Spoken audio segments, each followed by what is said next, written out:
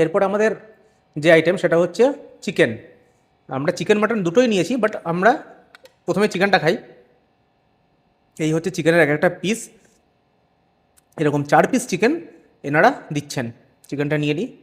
আর এই হচ্ছে চিকেনের ঝোল, একদম যেরকম গাঢ় সেরকম মশলাদার ঘন একটা গ্রেভি।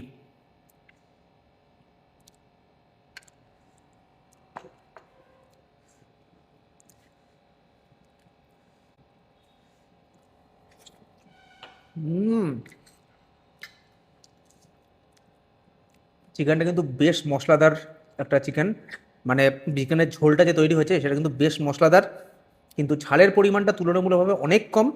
আর চিকেনটা একটু দেখাই, একদম কিন্তু নরম, যথেষ্ট নরম। আর ভিতরটা কিন্তু একদম ভালোভাবে সেদ্ধ হয়েছে, ওয়েল বয়েলড চিকেন। খেয়ে দেখি চিকেনটা।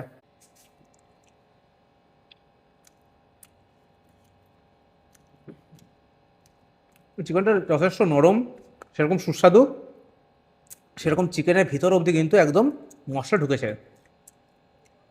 সব কটা রান্নাই কিন্তু ফার্স্ট ক্লাস।